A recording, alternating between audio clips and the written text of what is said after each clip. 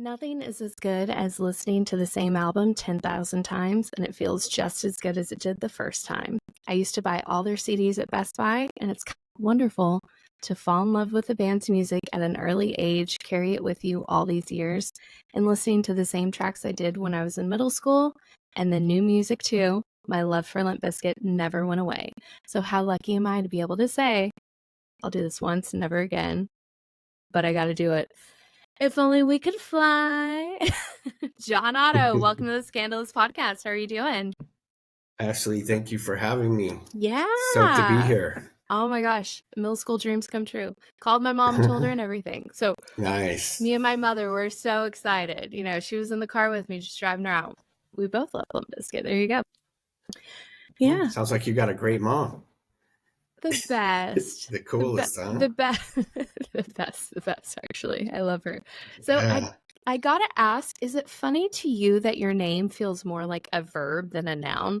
Someone says John Otto, and it feels like it's about to go off. And I bet you love that, don't you? I do. And I'll have to blame my boy Fred for that one. Yeah, now Shout every out time to you my walk, boy Freddie D. Yeah, now every time you walk into a room, people are like, "Hey, John Otto," and they have to just start doing cartwheels or backflips. I know it's a lot of pressure. They expect so much. You can't just really walk into a room and be chill, can you? Not anymore. Not anymore. No. Not anymore.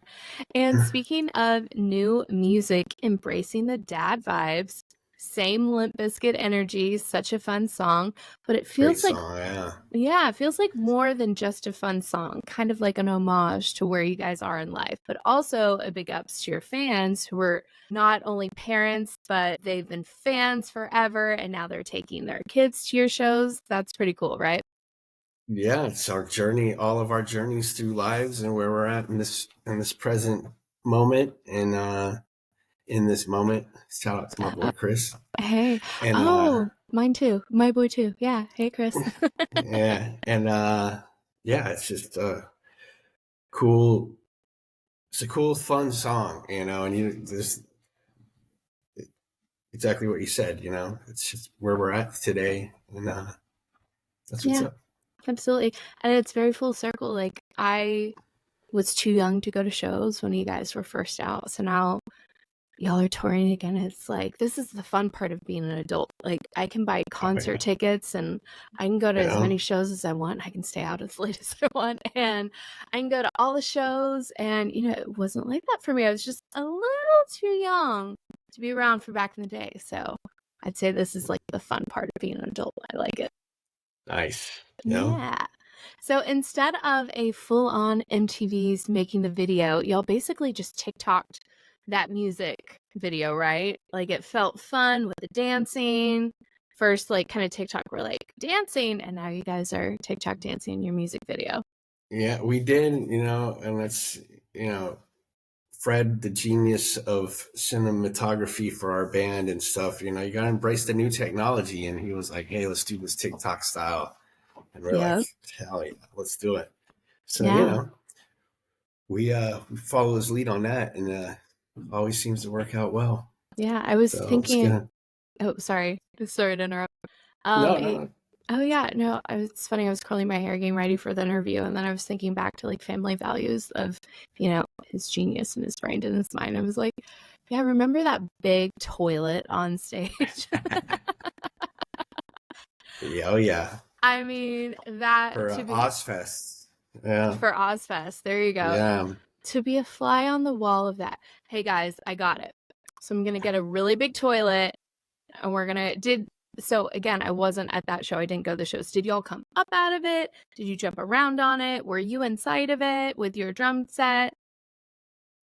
No, we couldn't put the drum set in it, but I do remember we came out of it, and then like I remember that Lethal had toilet flushing and fart sounds because we're definitely a mature band, and totally. And then we had like cutouts of the Spice Girls, and I think it was like Hanson, and then Fredo would be like, who wants to see me flush these bastards down the toilet or whatever, and he'd Oh, that's get funny. up there and flush the thing, and Yeah. it was, stupid but fun. Oh, it's great. It's great. Was that like Yeah, pre Christina Aguilera? Because I feel it like she would have was. made the toilet too. She would have made the cut for sure, right? I mean, All in fun jest. possibly, yeah. It Yeah. was. That was like 97, Mm-hmm. 98. Not Ozfest was 98. Yeah. Yeah, that's why it's so fun to talk to you about all this, because I get to like chronicleize it. I feel like Limp Bizkit just like was a part of my life, and I'm like hazy on all the details. So we're gonna talk about those for sure. Okay. Yeah, and Absolutely. you had your wife and daughter in the music video as well. And your Hmm. daughter, oh my God, what a powerhouse. I found her Oh, Instagram thank and you. Yeah. yes, I just scrolled and scrolled. Like, I did a deep dive and I was like, oh, I'm supposed to be writing an interview. And I was just like, oh, that's so cute. Oh my God, look at her dancing. I was like, wow. Oh my God, look at her really dancing there. So she's a Yeah, she's a dancer. force. Yeah. Yeah, dancer, actress, model, all Hmm. while being a very young woman herself. And you went on a Yes. TV show with her. I did. I did. That was an interesting experience. Can't say that I'll ever do that again, but it was fun. It was great to be with her and spend time with her. And then during the pandemic, which is also slightly weird. So, but yeah, Yeah. it was a good time. Yeah. Yeah. Well, she looks really into your music when she goes to shows. Did y'all ever have the, oh my God, Dad, you're so embarrassing. No, don't do it. Stop. Or has she just always really loved Limp Bizkit? No, loved the band. She's big music head, and she loves all kinds of music. But she likes the energy, and she likes our vibe. So she's just she's supportive, and so That's is my awesome. other daughter Angelina. The same way. She's always loved the band too. So Mm-hmm. That's yeah, awesome. Yeah, she's all about the vibes. I mean, that yeah, video of her running down the hallway. I mean, just all of her videos, but that one too, I was like, yeah. get it, girl. Yeah, she likes her Limp Bizkit vibes. Yeah, you get to Yeah. skip over that whole like, my dad's so embarrassing. Oh my gosh, I swear. Oh no. I do. I still get that for some things. She's Oh, like, there oh you my go. god, but Oh, there you go. Well, oh, it's just other yeah. stuff, Oh not my the god. music stuff. Oh my god, Dad, you're so embarrassing. Oh my gosh, there you go. Yeah, It's like a rite of yeah, passage. It really is. yeah, yeah. Yeah. So a little more current events. You got to spend your birthday in Brazil, and as far as the Yes. Argentina show, you were either in the crowd or you watched the clips online with the rest of the world. How were those shows for you? Oh man, all of the shows were amazing. The Argentina show was one of our best shows I think we've probably ever had. It was incredible. Those people were ready, and it was intense. And the biscuit vibe is definitely back, and seems like we're on the up and up, which is a great thing. So we're just fortunate and happy to be here, and happy to be playing music for the people who want to hear it. So you know Yeah, thankful, absolutely. grateful. Yeah.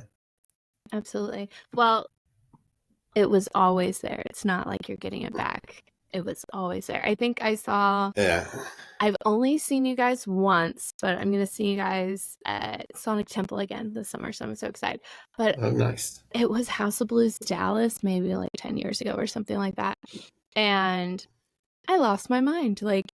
I got a front center and it was outrageous.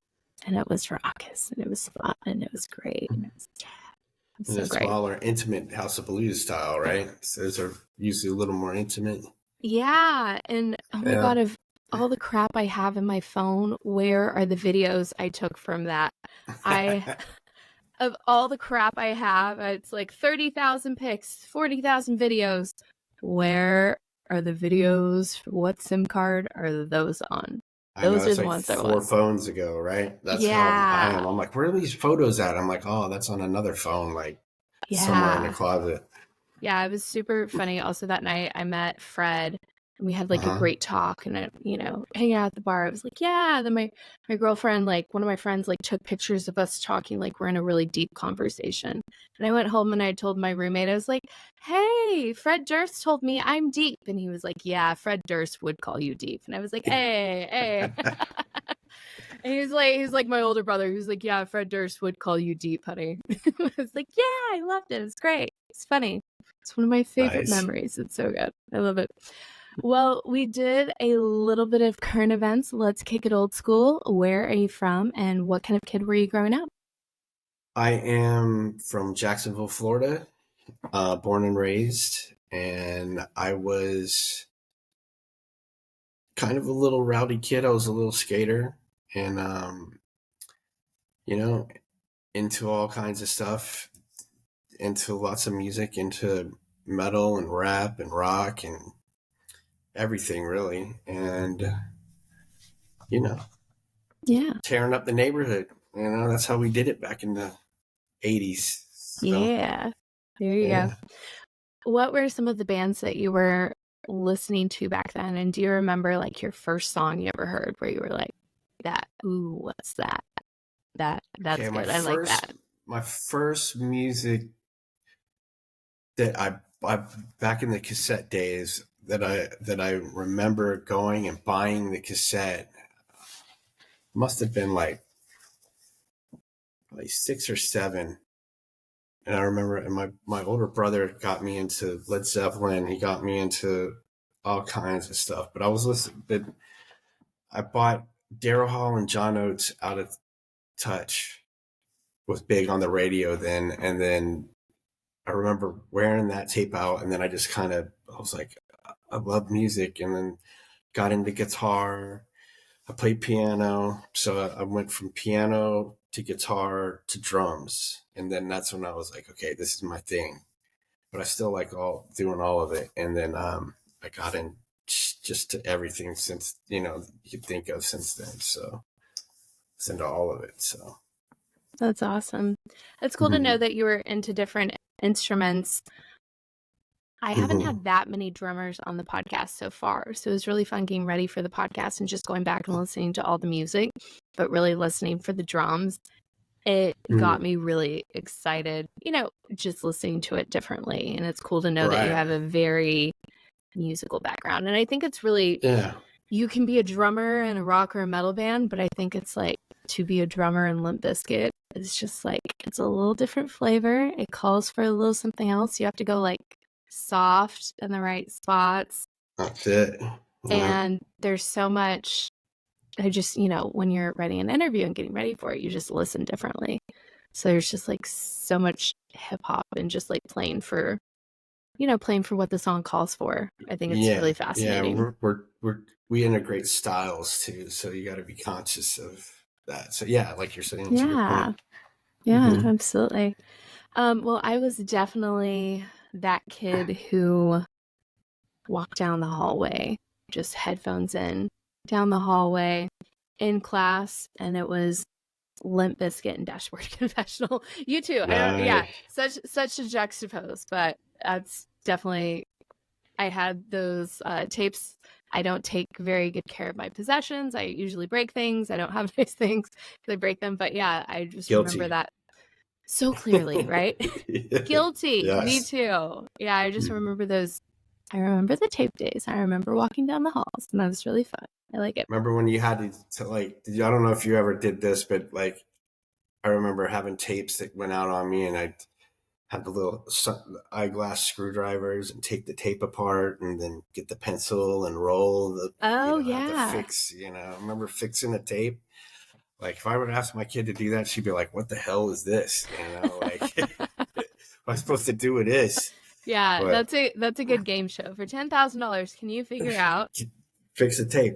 There you go. I do remember that. That's funny. And do you remember like that awkward stage we had where I don't know, I was a kid, so I don't know if there was, if I had all the things, but for a few years we just walked around with these janky Walkmans, right? But we were just like, and you had to keep it like straight so it played.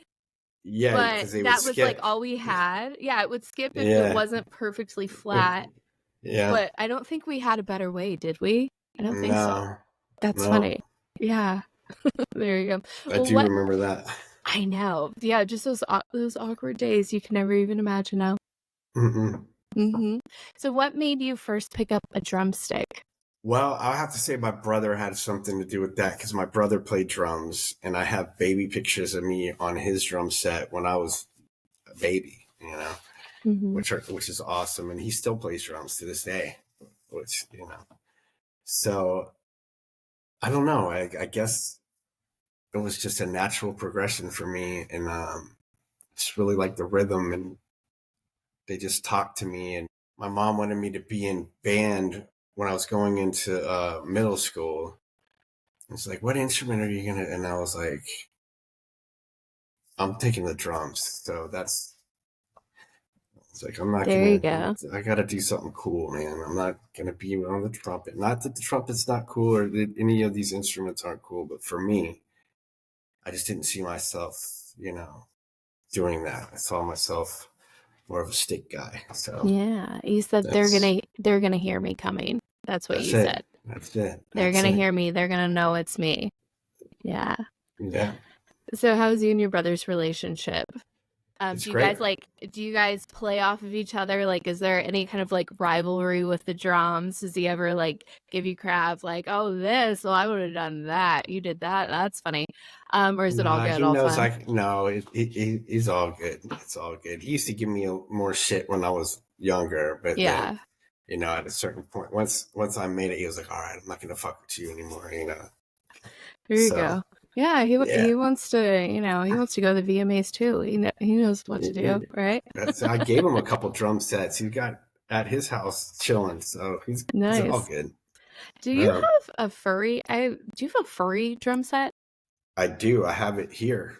Okay. It's Kango fur drum set. Oh, cool. It was in it That's was in the insane. break stuff video that we Oh, did. cool. Syndicate. Nice. Yeah. There you go. So fun. I get to now I get to go back and like look for that specific drum set. There you go. Yeah. Yeah. Yeah. So how and when did Limp Bizkit form and where did the name come from? Okay. So we formed in 1995 in Jacksonville, and we all formed together, and it was Sam and Fred had been in a band, and I knew Sam my whole life growing up, and we formed, and then Wes and I went to art school together. So he came into the band with his brother Scott, who was also at art school with me as well. He played keyboards and all that stuff. He played bass too, but and we formed Limp Bizkit. And the name formed because we were trying to think of so many names for the band, and we had for like a month or two. I can't even remember. But we used to rent this band. We had this band room where Fred lived. We built this band room there, and we rented it from the homeowner. And this guy used to smoke a lot of weed. But I remember I don't know how it came up, but he said something, and the word limp biscuit came out. He was like, "Your brain's like a limp biscuit," and then everybody kind of was like, "What? What was that?" And that it was something like that. I mean, it's hard to remember, it's almost 30 years ago, but that's believe that's how we got it. And then and it was just funny that it happened that way because we had been trying to think of all these names, and whenever you're trying to think of a name for something, it just gets cheesy and just either too cheesy or too serious, and then when you think about it, it's, just Yeah. corny, like when you're actually trying to think of a name for something, it's always you get named for stuff when you're not, that just pop in there. So Yeah. that's what happened with us. That's how I remember it anyway. I don't know if everybody else remembers it the same way. It's kind of, who knows? Yeah. But yeah. Yeah. And according to Wikipedia, you guys were looking, or Fred specifically was, or maybe all of you guys were looking for something that would like repulse people. And according to Wikipedia, repulse people, be attention Not grabbing, be we were. controversial. I don't think so. I think we were just trying to come up with something cool, I and gotcha. nothing was cool, and then Yeah. that happened, and then we were like, for whatever reason, that's just sound Mm-hmm. You know what I mean? It just fit us, and we were Yeah. like, "Fuck it, let's." That's our bit. That's our name. Sounds So like a little bit of destiny. There you yeah, go. that was Yeah. it. Perfect. That was it, and we embraced it, and then never looked back. So Perfect. And yeah, here we are. and here we are, Here we are.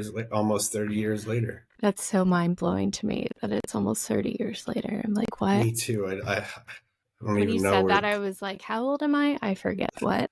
Yeah, yeah. How old am I? I'm like, whoa.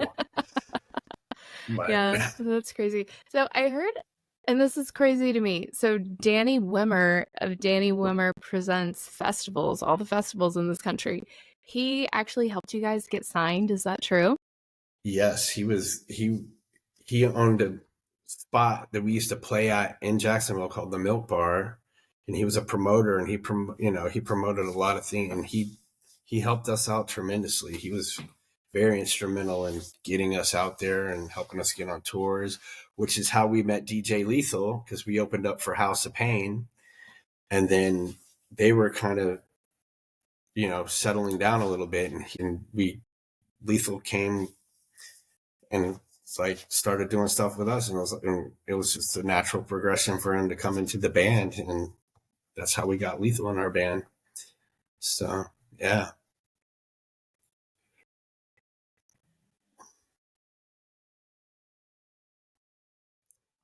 It completed our sound, and that's what we were looking for anyway.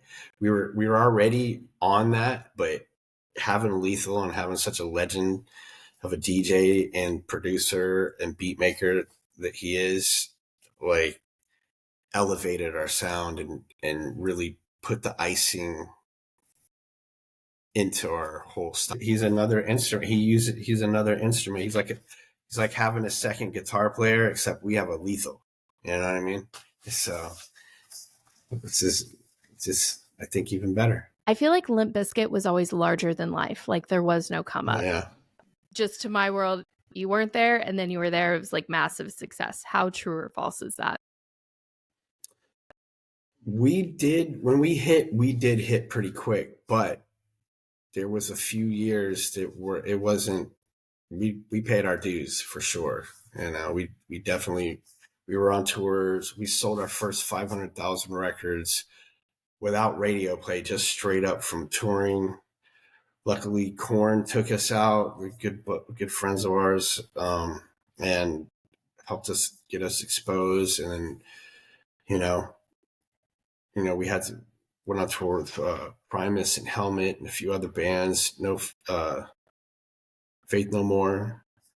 And we had to grind though. We had to grind with the Warp Tour. That was a grindy one, but it took a while. And then once we were finished, pretty much touring on our first album, then the video for Faith kind of blew up, which took us right into our significant other album, that whole vibe, and we just evolved our sound and kept rolling with it.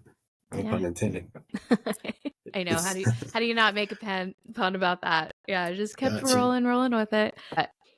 You have like a furry drum set. Like, what are the different drum Okay. sets that you have? Okay.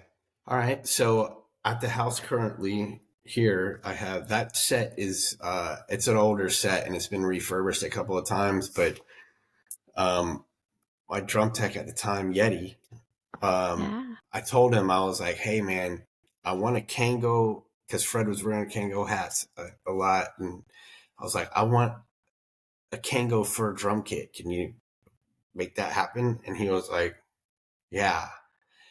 And so he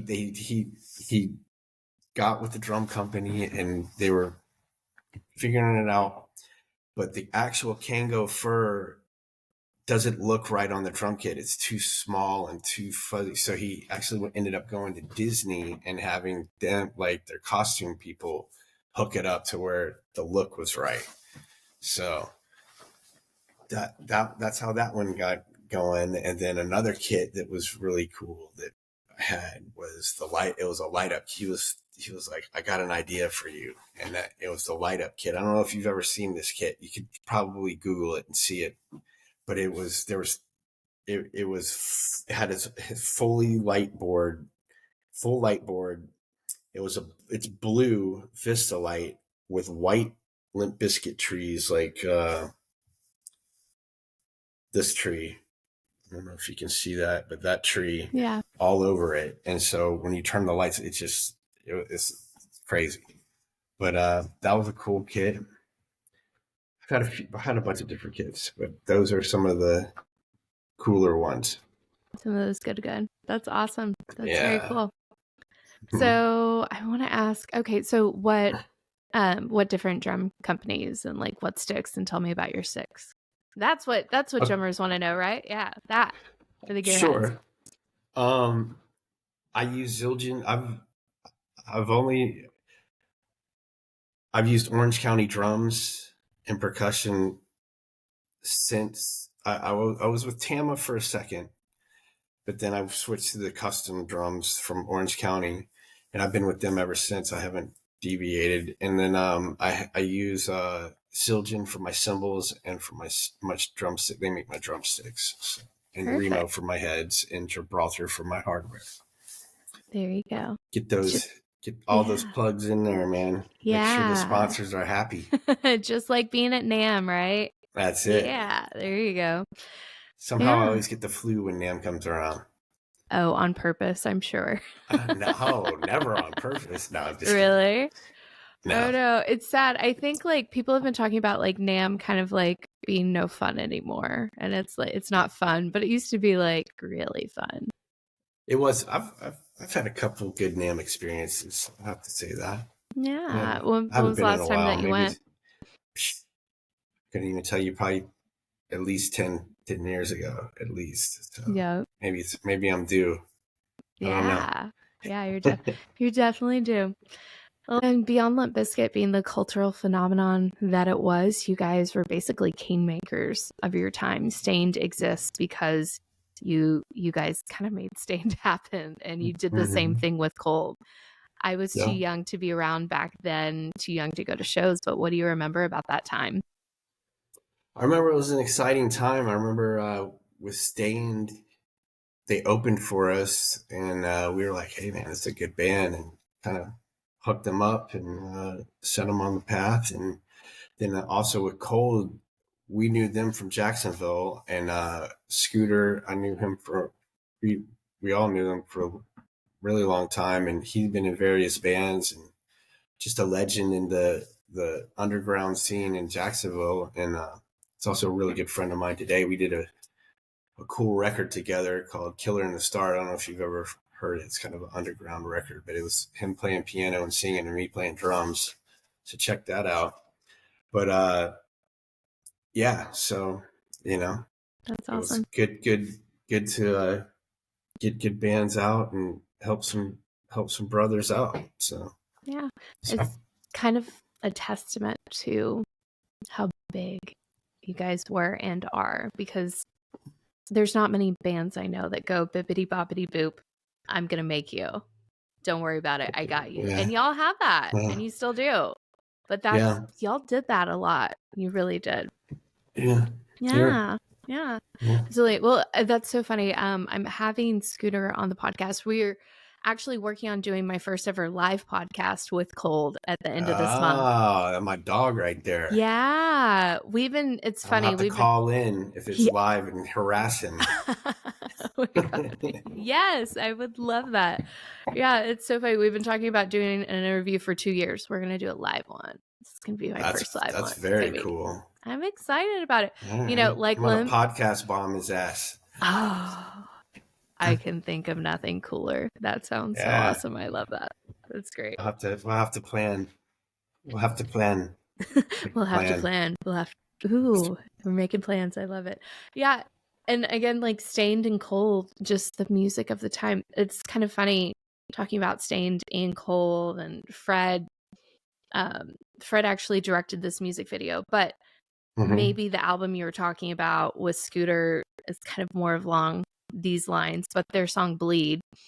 Yeah. No song would ever mean more to me than that. And me when I was younger, I was like, I'm going to get these I became friends with Stained when I was like 17, 18, whatever. And I was like, I'm going to get the lyrics to bleed on my ribcage and like, my love is music, I married melody, prisons of people, not for me, you know. And I was telling Aaron that one time, and he was like, please don't get that tattooed on you. He's like, you're too cute for that. Please don't get that tattooed. So to this day, nothing would ever mean more to me than what he told me not to get. So I have no tattoos, and that is the reason why. And if it wasn't for him telling me no, I would have Good like man.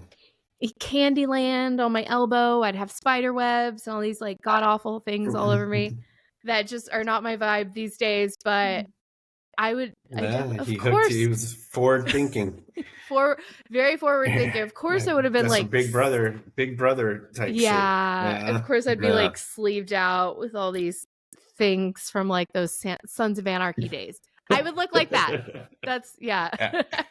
I would look like that exactly. And he was like, "Please don't do that." And I was like, "Okay, I won't. Thank you. Got it." That's funny. Tell me about some of your tattoos. Like, I mean, you got thousands. I see thousands there. I have family. Family, yeah. My Limp band. Bizkit, yeah. Yeah. That one's pretty. Very pretty text. I like the script. Yeah. There's cool. A little angel. Yeah. Ava, of course. Aww. There's you know. Just keeps going and going. And yeah, it just comes with the territory. Cool guys look like this. What can I say? Hey, there you go.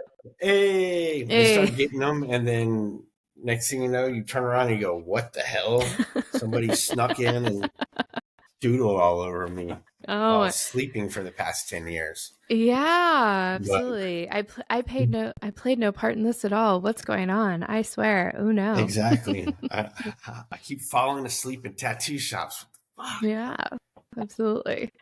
Well, that's nice. You can fall asleep. I don't think it works like that for everyone. No. Yeah. I'll say it like this.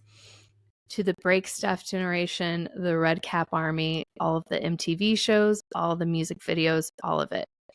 I'm unsure of the exact timeline of all of these things, but I remember them all from my childhood and growing up. But these were / are the biggest songs in the world, or at least to me and my friends. Nookie, Rearranged, Break Stuff, Take a Look Around, Rollin', My Generation, Chocolate Starfish, My Way, Behind Blue Eyes, all of them.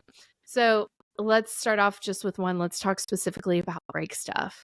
There'd be a lot more misdemeanors and a lot more felonies in the world if it wasn't for that song. Not sure how you guys came up with it or your writing style, who's in charge of that. What's the story behind that song? Okay, so we were rehearsing. Before we went to record, we were doing pre-production at a rehearsal place that I don't think it exists anymore. It was a famous place, though. It was called Cole Rehearsal. It's like an underground, dingy spot in Hollywood. And we were setting up there, and we would just go in just to write. And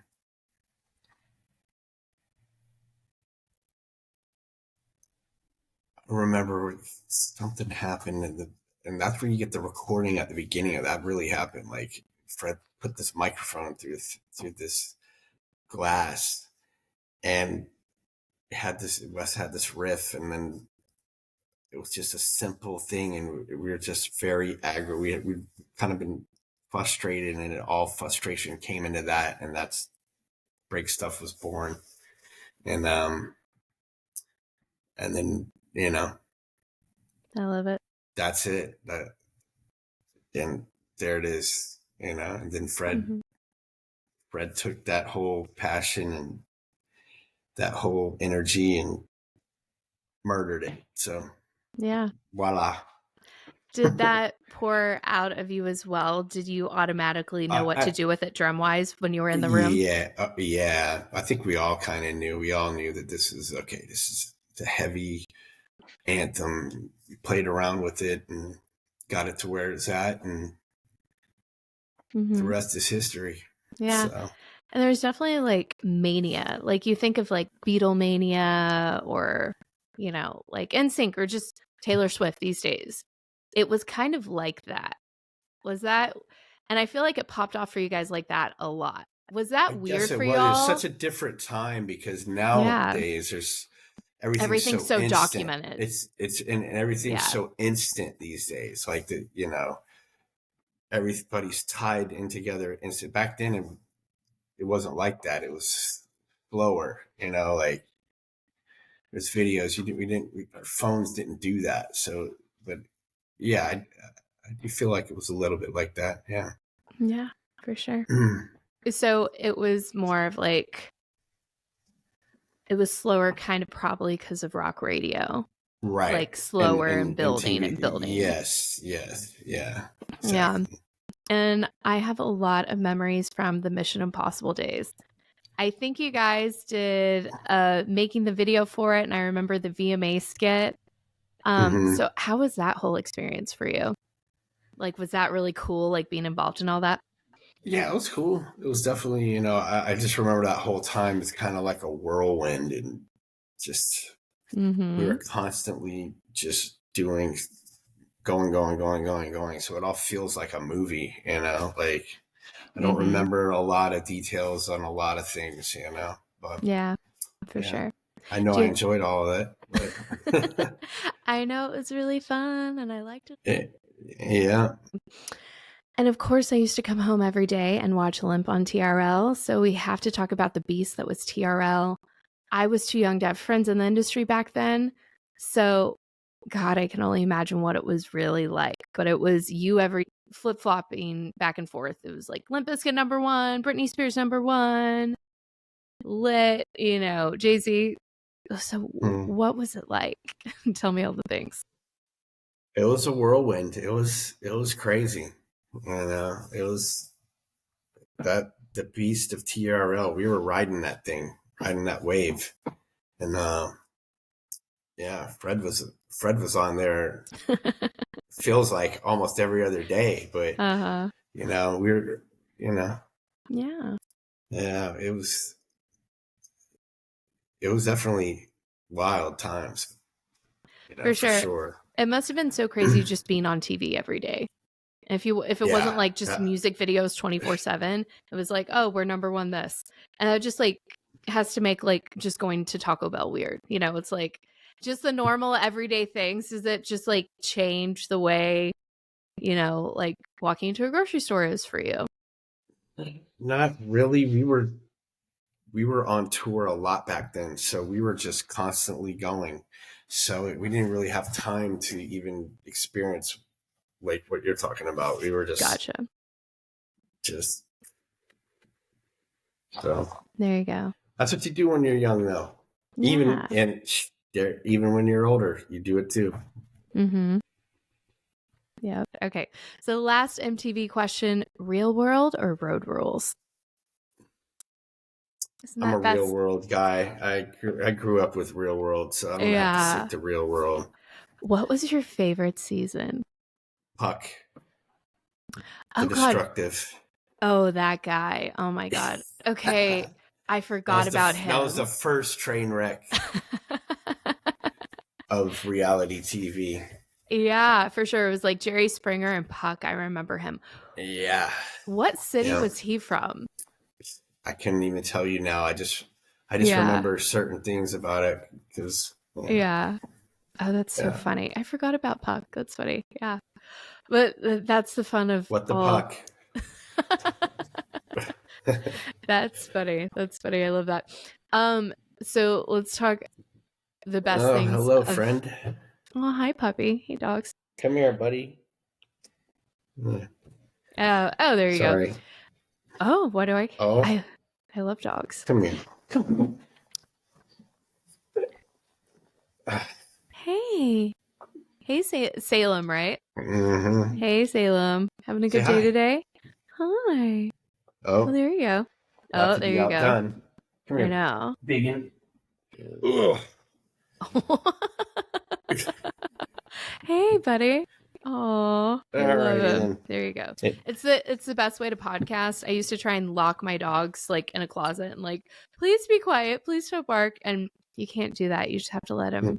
You gotta let them They'll just roll. bark the whole You just time. gotta. Yeah, Yeah, so you you have to guys let have them been on the pretty good. I know you're podcast. hungry. I get it. Yeah, I need food.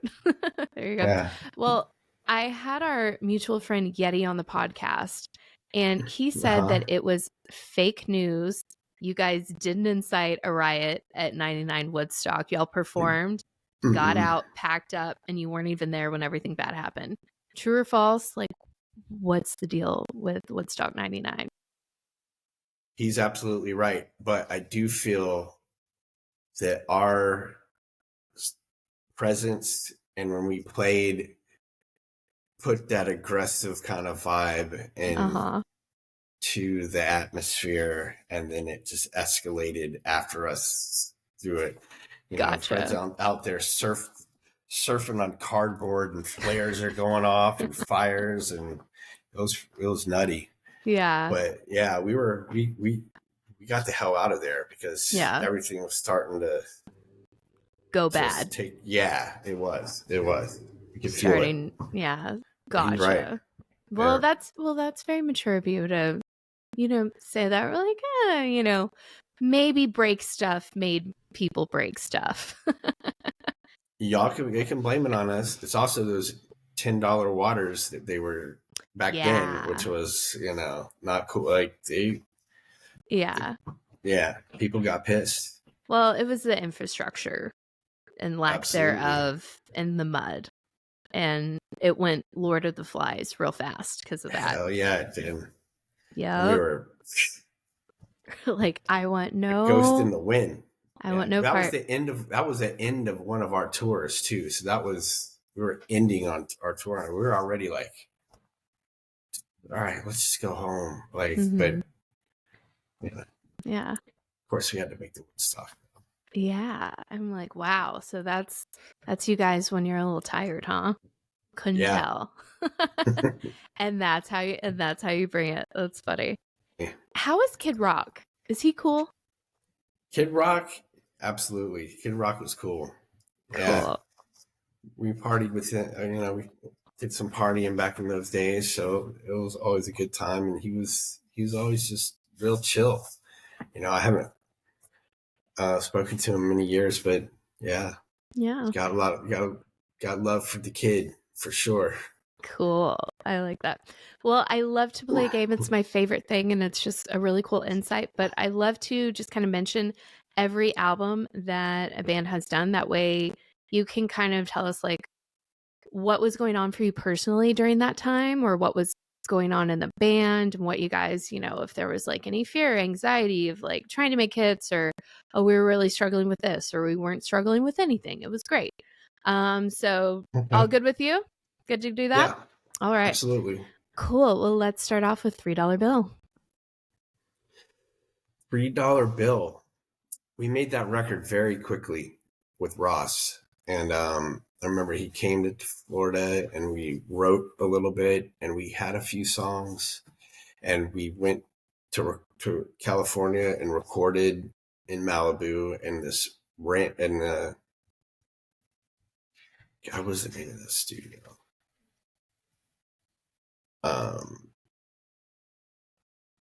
God, I can't believe I'm drawing a blank on this right now. Anyway, the recording process was really quick, and we got in there and it was just all about vibe. Looking back on it, I wish we would have taken our time a little bit, but then again, it wouldn't have had that energy that it had. It had a visceral rawness to it. So I think that as far as capturing that, I think that was the goal, and that was accomplished. So we didn't care. We were just ready just to go for it. And that's why that album sounds the way it does. So. Yeah, I have to agree. I was in middle school at the time, but I listened to it because it felt dangerous and it felt wild. Yeah. And it felt like, whoa, it didn't feel like I was watching Happy Days or anything. Like that's definitely why I listened to that.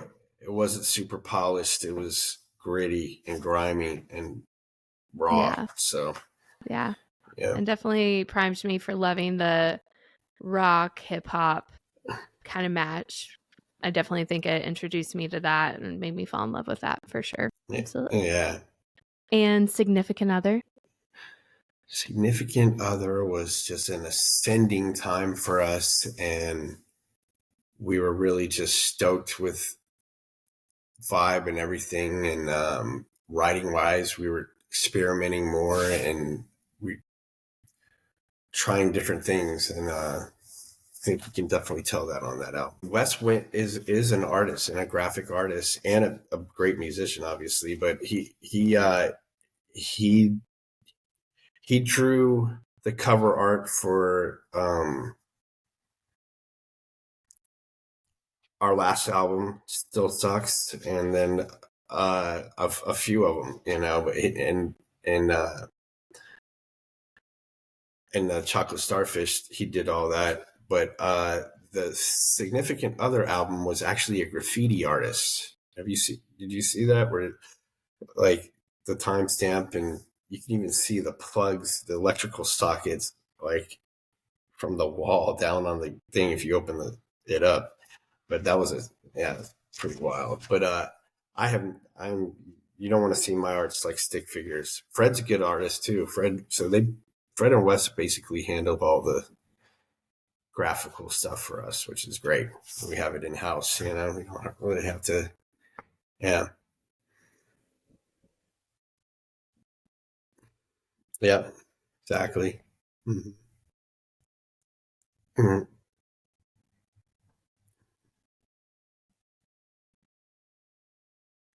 Chocolate. You mean hot dog? Hot dog. Yeah.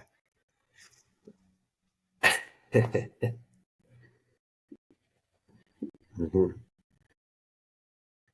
Yeah, hot dog. Yeah, right now it is, but I go through a cycle. Certain ones will become more of my favorite. Just depends, you know. But yeah, I mean, I love all of our songs. Yeah,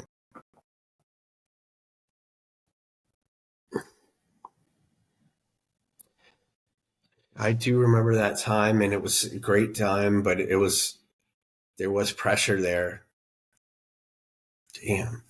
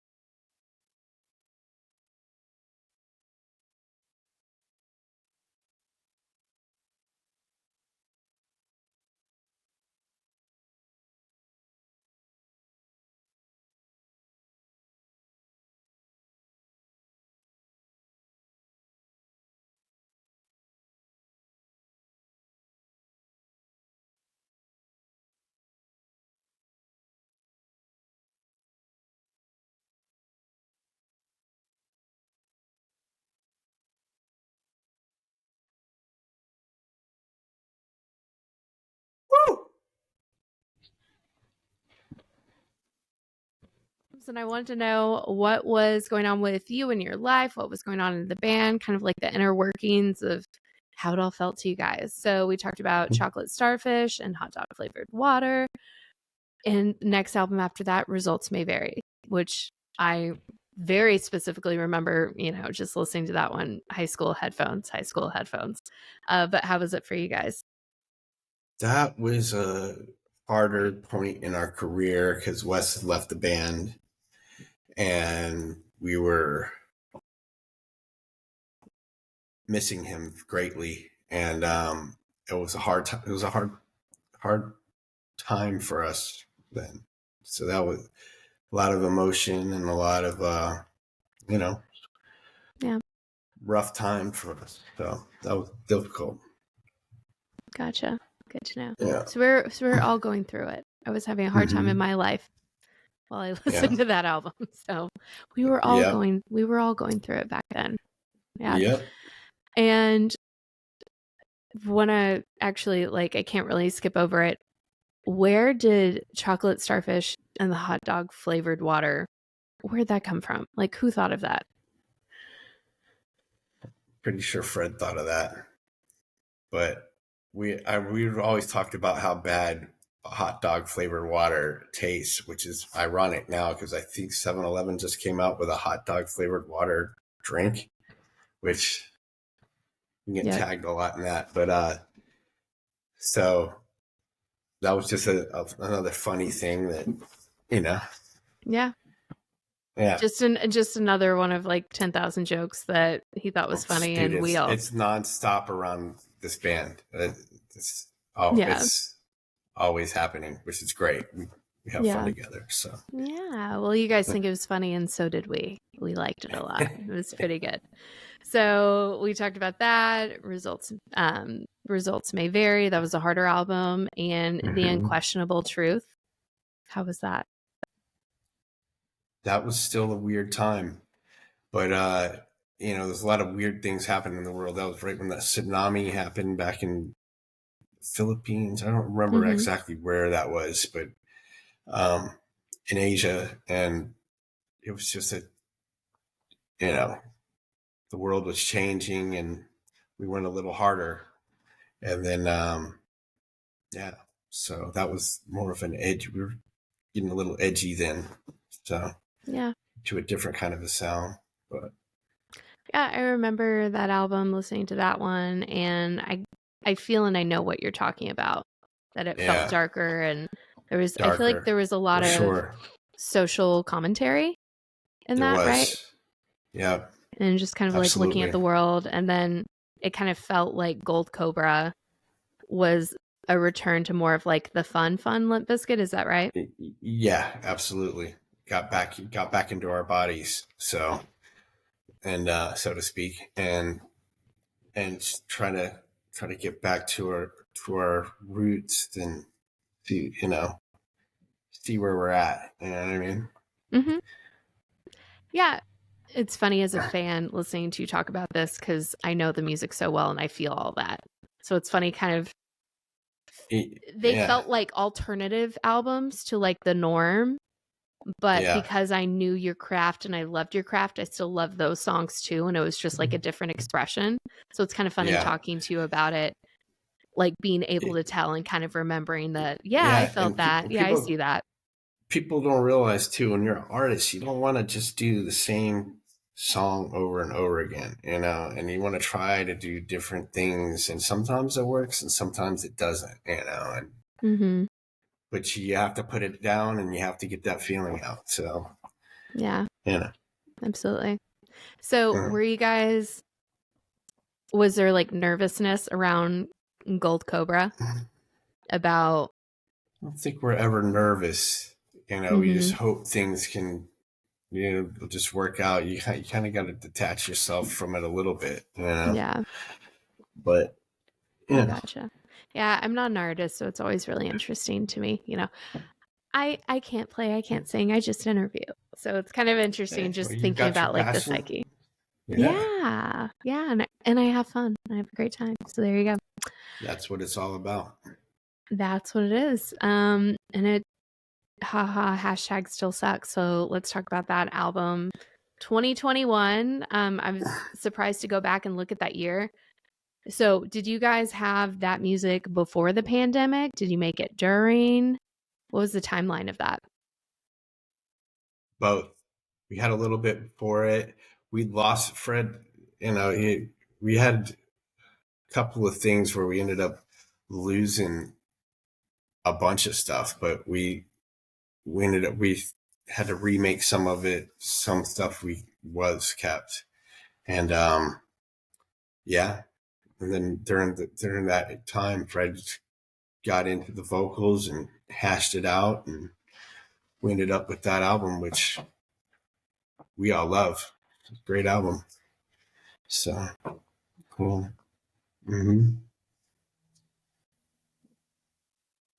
Yeah.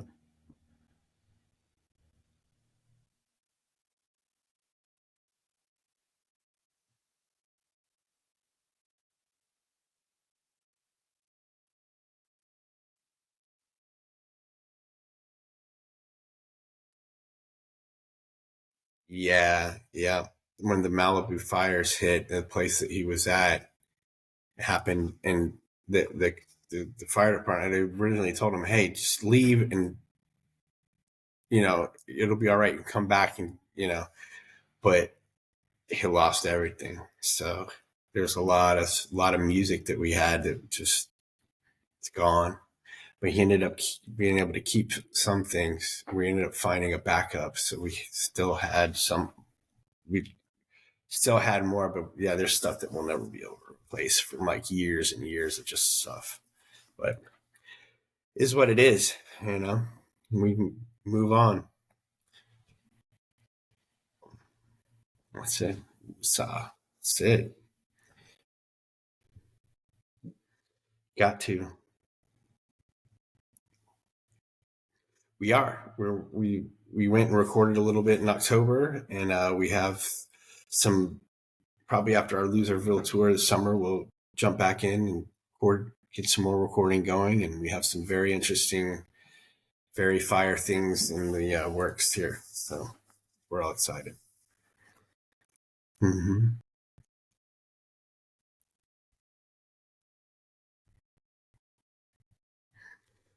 I love all of it. Just being able to go out and play for amazing crowds and be with my guys, and still after all these years, and we're still doing it and still playing at a high level, and we all love what we do and love each other, and to me that means everything, and that's my favorite part about all of it.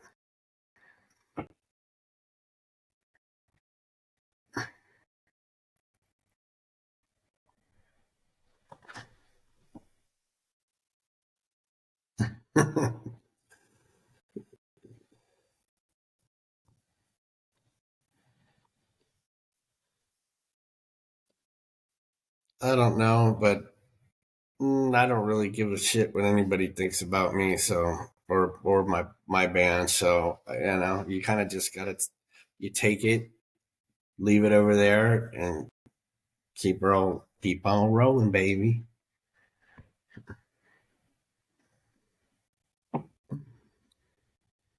Okay. No, that's all good.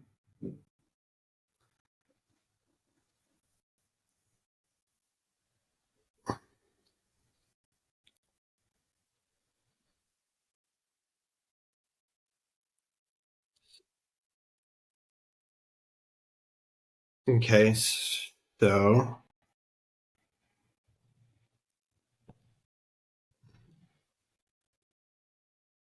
I'm gonna have to go pretty soon here. It's been a long time. It's been a few hours.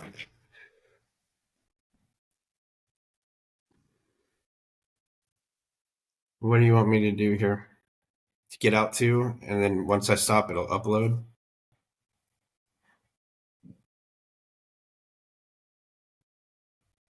No, I have mark clip, mic, camera, speaker, share, or leave.